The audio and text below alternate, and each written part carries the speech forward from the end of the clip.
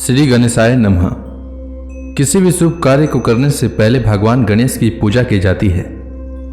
भगवान गणेश को अन्य सभी देवी देवताओं में प्रथम पूजनीय माना जाता है। इन्हें बुद्धि, बल और विवेक का देवता का दर्जा प्राप्त है। भगवान गणेश अपने भक्तों की सभी परेशानियों और विघ्नों को हर लेते हैं, इसलिए इन्हें विघ्नहर्ता भी कहा जाता है। वैसे तो हिंदू धर्म में देवी देवताओं को प्रसन्न करने के लिए ढेरों व्रत, उपवास आदि किए जाते हैं, लेकिन भगवान गणेश के लिए किए जाने वाला संकष्टी चतुर्थी व्रत काफी प्रचलित है। सकट चौथ सभी संकटों का नाश करने वाला होता है, इसलिए इसे संकटा चौथ भी कहते हैं। पंचांग के अनुसार माघ मास के कृष्ण पक्ष की चतुर्थी तिथि को सकट चौथ का व्रत रखते हैं, जो इस साल 2023 में 10 जनवरी दिन मंगलवार को पड़ रही है। इस दिन व्रत रखने और भगवान गणेश की पूजा करने से सभी प्रकार की मनोकामनाएं पूर्ण होती हैं। रात्रि के समय में चंद्रमा को जल अर्पित करने के बाद ही यह व्रत पूरा होता है। संकष्टी चतुर्थी व्रत में चंद्रमा की पूजा अनिवार्य है। सकट चौथ के दिन गणेश जी के मंत्रों का जाप करने से सिद्धियां प्राप्त होती है और मनोकामनाओं की पूर्ति होती है।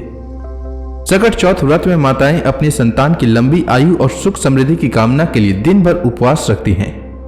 मान्यता है कि सकट चौथ का व्रत रखने से और भगवान गणेश की पूजा अर्चना करने से संतान के ऊपर आने वाले सभी संकट दूर हो जाते हैं।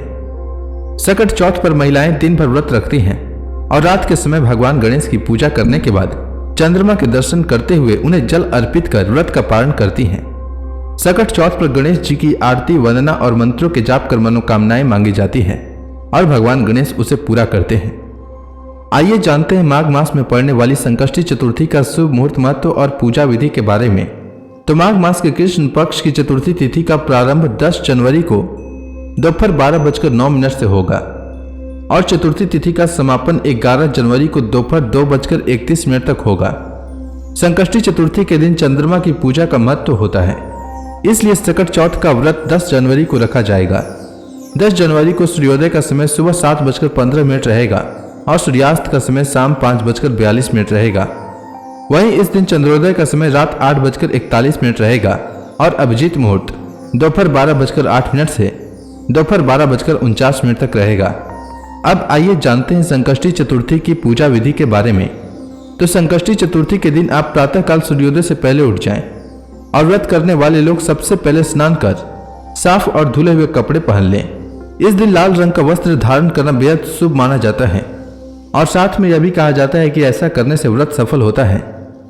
स्नान के बाद गणपति भगवान की पूजा की शुरुआत करें। गणपति की पूजा करते समय अपना मुंह पूर्व या उत्तर दिशा की ओर रखें। सबसे पहले आप गणपति की मूर्ति को फूलों से अच्छी तरह से सजा लें। पूजा में आप तिल, गुड़, लड्डू, फूल, तांबे के कलश में पानी, धूप, चंदन और प्रसाद के तौर पर केला या नारियल रखें।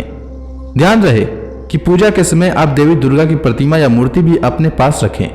ऐसा करना बेहद शुभ माना जाता है। उसके बाद गणपति महाराज को रोली लगाएं, फूल और जल अर्पित करें। संकष्टी चतुर्थी के दिन भगवान गणेश को तिल के लड्डू और मोदक का भोग लगाएं। गणेश जी के सामने धूप दीप जलाकर मंत्र का जाप करें। यह मंत्र कुछ इस प्रकार है: गजाननम भूतगण आदि सेवितम कपित जम्बूफल चारु भक्षणम उमासुतम शोक विनाश कारकम नमामि विघ्नेश्वर पाद पंकजम। पूजा के बाद आप फल, मूंगफली या साबूदाने को छोड़कर कुछ भी अन्य चीज न खाएं। शाम के समय चंद्रमा के निकलने से पहले आप गणपति की पूजा करें और संकष्टी व्रत कथा का श्रवण करें। पूजा समाप्त होने के बाद सभी में प्रसाद का वितरण करें। रात को चांद देखने के बाद व्रत खोला जाता है और इस प्रकार संकष्टी चतुर्थी का व्रत पूर्ण होता है। सकट चौथ पर माताएं अपनी संतान की लंबी आयु के लिए भगवान गणेश की विधि विधान से पूजा और मंत्रों का जाप कर भगवान गणेश को प्रसन्न करती हैं। गणपति बप्पा जब प्रसन्न होते हैं तो फिर कोई भी इच्छा अपूर्ण नहीं रहती है। ऐसे में सकट चौथ के दिन गणेश मंत्रों का जाप अवश्य करना चाहिए। तो आज मैं आपको गणेश भगवान के कुछ मंत्र बता रहा हूं, जिसे आप पूजा के समय इनका जाप कर भगवान गणेश को प्रसन्न कर सकते हैं। तो पहला मंत्र है ओम एक दंताय विद्महे वक्रतुंडाय धीमहि तन्नो दंती प्रचोदयात्। दूसरा मंत्र है वक्रतुंड महाकाय सूर्यकोटि समप्रभ निर्विघ्नं कुरु मे देव सर्व कार्येषु सर्वदा। तीसरा मंत्र है ओम गण गणपते नमः और चौथा मंत्र है श्री गणेशाय नमः।